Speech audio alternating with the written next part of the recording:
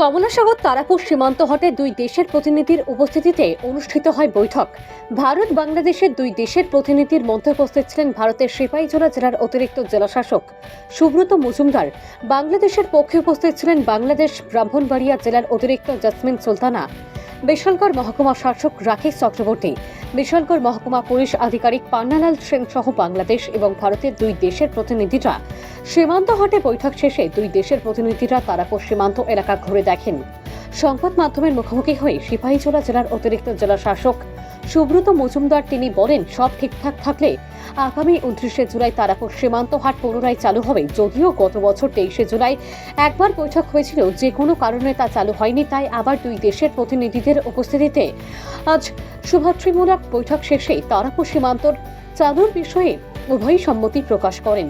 তারাপুর সীমান্ত হাট সম্পর্কে বাংলাদেশ ব্রাহ্মণবাড়িয়া অতিরিক্ত জেলা শাসক জেসমিন সুলতানা বলেন, ভারত থেকে আবেদন করা হয়েছে কাঁচা মাছের জন্য, তা উদ্বোধন কর্তৃপক্ষের সাথে কথা বলে তার সিদ্ধান্ত নেওয়া হবে। সর্বোপরি সব মিলিয়ে চলতি মাসের শেষ সপ্তাহে হাট চালুর সম্ভাবনা রয়েছে। ভানুচন্দ্রের রিপোর্ট, আসাম প্রাইম নেটওয়ার্ক। দুই দেশ থেকেই সমান সমান হবে।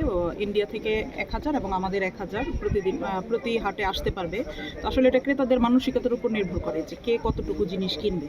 তো আমার মনে হয় যে আমরা যদি নিজেরাও চেষ্টা করি আমাদের দেশের ভালো ভালো পণ্যগুলোকে এখানে ইন্ডিয়ার জনগণের সাথে পরিচিত করানোর জন্য, তাহলে আমার মনে হয় যে ইন্ডিয়ার জনগণও আমাদের পণ্য কিনতে আগ্রহী হবে।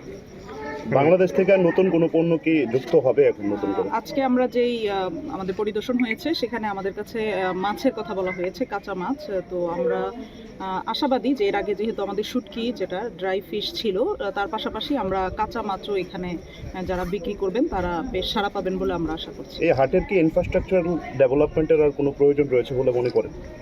না, ছোটোখাটো বেশ কিছু কাজ আমাদের প্রয়োজন হবে। আমাদের এখানে যেই ফেন্স, সীমান্ত যেই কাটা তার, সেখানে বেশ কিছু ত্রুটি রয়েছে। আমরা এই কাজগুলো করব। আর আমাদের এখানে পরিষ্কার পরিচ্ছন্নতা সহ ছোটোখাটো কিছু কাজ আছে, এগুলো আমাদের করতে হবে বর্ডার হাট চালু করার আগে। নাম হলো মনু সাহা, কোন জায়গা বাসা? করজুয়া, সাহাপাড়া। বাংলাদেশ কসবা সাহাপাড়া। এই হাটটা তো দীর্ঘদিন ধরে বন্ধ রয়েছিল, যদি চালু হয় আপনার কি লাভবান হতে পারেন? না, আমরা খুব লাভবান এই ব্যাপারে, খুবই লাভবান, এবং আমরা খুব ছেলে মেয়ে নিয়ে খুব ভালোভাবে চলাফেরা করতে পারি আর কি, বুঝছেন? আমাদের আয় রোজগারটা এখান থেকে যা হয় এক সপ্তাহ চলতে আমাদের কোনো অসুবিধা হয় না।